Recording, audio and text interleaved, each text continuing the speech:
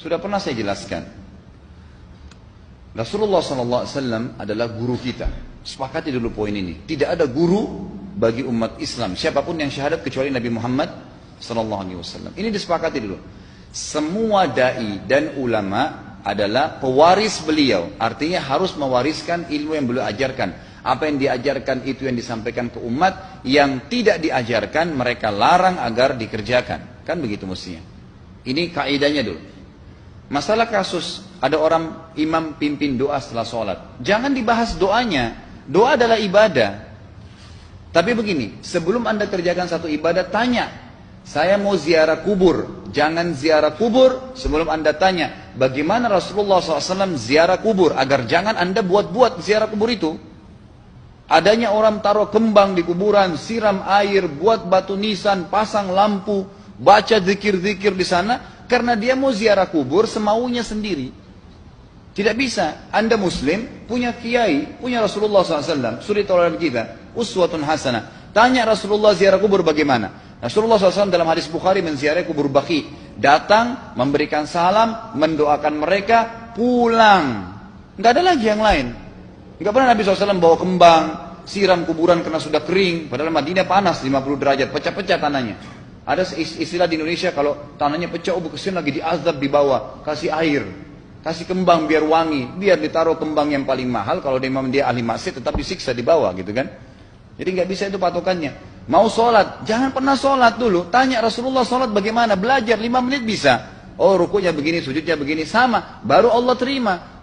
Tujuan Nabi SAW diutus untuk apa? Untuk dicontohi, diciplak hidupnya. Cara makannya, cara tidurnya, berpakaian, bahkan cara jalannya saja.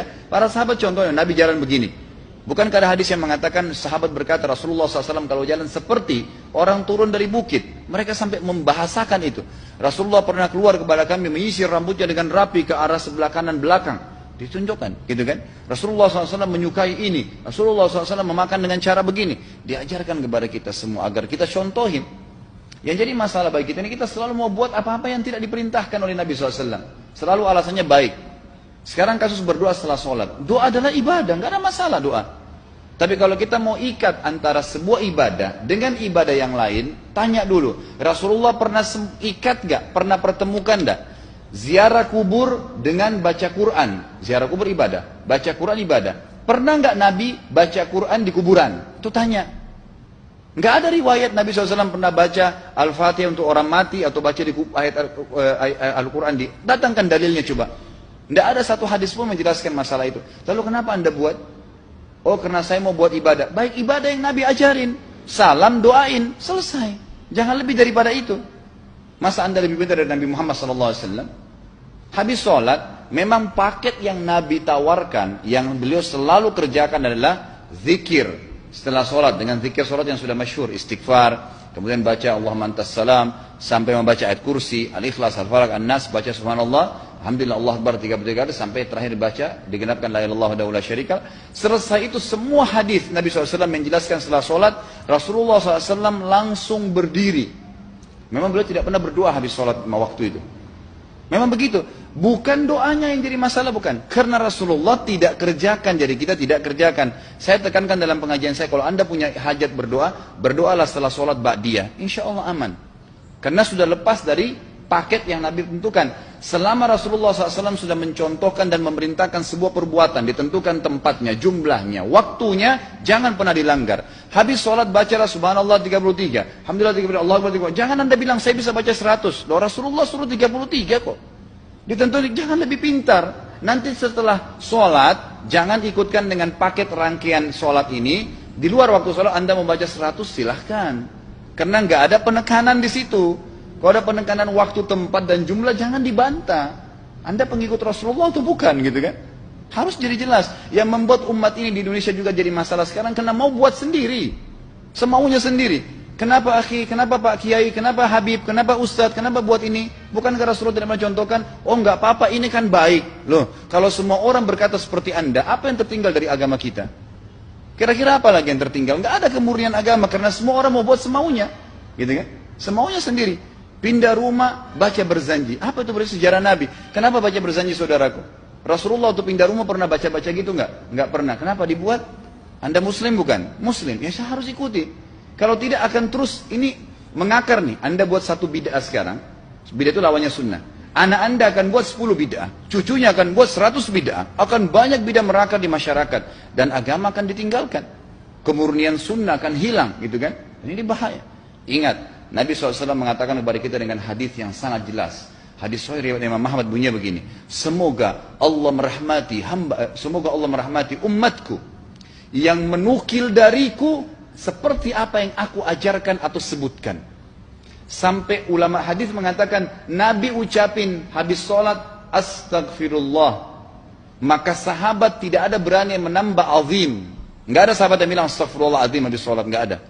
Astagfirullah saja karena Nabi ucapin itu. Mereka mengakui tidak lebih pintar daripada Nabi SAW. Kenapa kita harus tambah astagfirullahaladzim, wali walidayya, wali muslimin, panjang?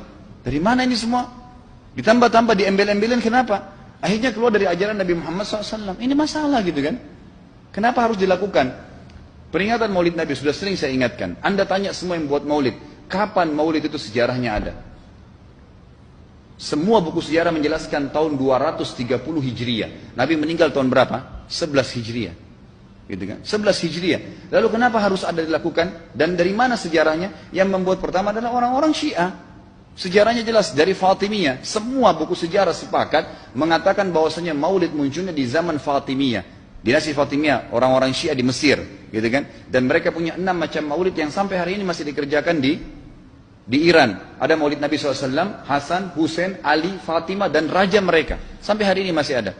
Kenapa orang-orang waktu baca maulid, baca salawat sambil berdiri pegang tangannya taruh di dada? Karena keyakinan orang Syiah, ruhnya Nabi SAW sedang lewat. Anda tahu nggak itu?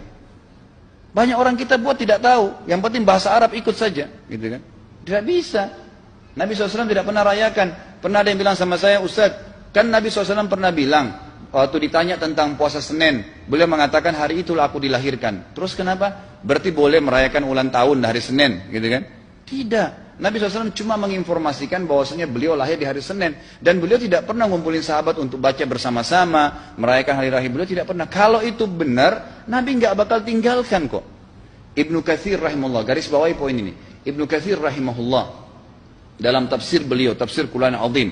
Dan subhanallah Ibnu Katsir ini, kata ulama, hampir semua kalangan golongan itu banyak memakai banyak memakai buku beliau. Walaupun berbeda dari sisi pemahaman yang lain, tapi tafsirnya kebanyakan kembali ke tafsir beliau.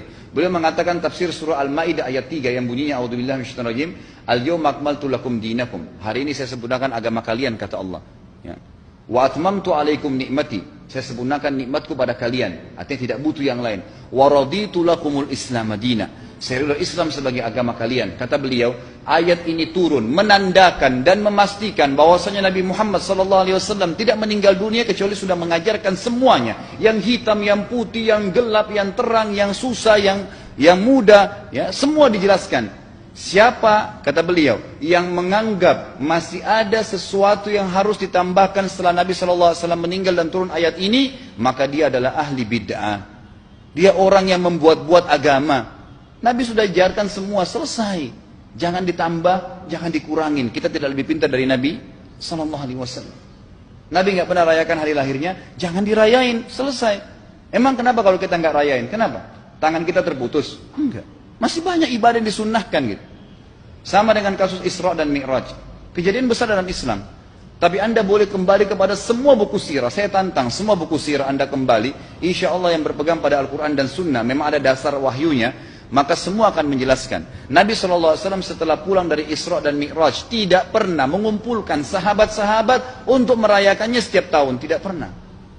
Boleh dipelajari iya, setiap hari. Tapi ditentukan tanggalnya lalu dibuat acara. Tidak pernah Nabi SAW buat itu. Lalu kenapa Anda buat? Kalau Anda mau tetap buat ya silahkan, itu hak terserah Anda. Tapi saya ngajak kepada Anda kembali kepada kemurnian ajaran Nabi SAW. Kita tidak akan pernah kembali. Kata Syekh Utsaimin rahimahullah, umat Islam ini akan kembali kepada kejayaan mereka kalau mereka betul-betul kembali kepada ajaran Rasul mereka Muhammad SAW. Murnikan ajaran Nabi yang jalankan seperti yang beliau ajarkan, selesai, akan aman. Pasti akan kembali kejayaannya. Kita nggak bisa saling menghardik, saling menyalahkan yayasan ini, organisasi ini, kelompok ini, karena masing-masing mau beristidlal sendiri, mau menjalankan sendiri hukum-hukum agama ini, bukan mengikuti sunnah Nabi SAW. Jemaah haji kita, jemaah umrah, datang ke Mekah, tur dalam kota Mekah, naik ke gunung untuk lihat Gua Hira. Kenapa naik ke Gua Hira? Oh, Rasulullah pernah di sini. Baik, saya jelaskan. Nabi Muhammad SAW ke Gua Hira sebelum turunnya wahyu. Dan beliau terakhir sekali di Gua Hira pada saat menerima Iqra bismi rabbikal ladzi khalaq. Itu saja. Setelah kejadian itu, beliau turun dari Gua Hira, dari waktu itu sampai meninggal, Nabi SAW tidak pernah ke Gua Hira lagi dan tidak pernah suruh sahabatnya ke Gua Hira. Kenapa anda ke Gua Hira? Sampai naik 3 jam ada yang jatuh mati. Karena jahil, tidak tahu pemahaman agamanya. Nggak bisa begitu. Cukup dikenang iya. Kecuali Nabi SAW suruh, datangilah Gua Hira. Ya silahkan. Gitu kan? Kalau enggak, kan begitu. Masalah Isra Mi'raj, saudaraku, kejadian besar. Ambil ibrahnya, yang penting ilmunya. Oh, salat 5 waktu, kejadiannya pernah gini. Ada kebesaran Allah, ambil pelajarannya iya. Yang Nabi tidak contohin, maka jangan dikerjakan. Hanya itu saja. Zikir bersama, di sini ditanyakan juga zikir bersama. Nabi SAW disebutkan dalam hadis Bukhari, kalau berzikir habis sholat, beliau membaca zikir tertentu, sahabat baca zikir tertentu, sahabat baca zikir tertentu. Jadi Nabi SAW tidak pernah paksain. Enggak pernah Nabi misalnya baca ayat kursi, harus semua sahabatnya ikut ayat kursi, enggak. Nabi SAW baca ayat kursi, si fulan baca al-ikhlas, si fulan baca subhanallah, masing-masing. Dan ingat, Allah SWT mengatakan apa? Tentang masalah zikir dan doa ini. Ya. Dikatakan, ya, kita harus berdoa kepada Allah, ya, wadunal jahri minal qawli bil gudui wal asal, wala takum minal ghafilin. Berdoalah kalian, berzikirlah kalian dengan doa kalian, dunal jahr minal qaul, tidak dengan teriak-teriak. Allah berfirman dunal jahr, tidak teriak-teriak, ya. Dan janganlah kalian menjadi orang-orang yang lalai. Makanya pernah ada sahabat waktu Nabi SAW berkata begini dalam hadis Bukhari juga, waktu pulang dari salah satu perjalanan, kalau kalian sedang menukik kuda, unta lagi menukik, bertakbirlah, bilang Allahu Akbar. Kalau kalian sedang turun menuruni sebuah lembah, bertasbihlah, bilang subhanallah. Ada satu sahabat badui, orang dari padang pasir, semangat dia jalankan sunnah Nabi. Waktu kudanya lagi naik, Allahu Akbar, dengan suara keras dia teriak. Jalankan sunnah kan? Tapi teriak ya.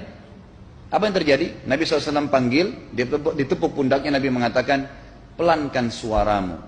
Zat yang sedang kau panggil tidak tuli. Allahu Akbar. Cukup.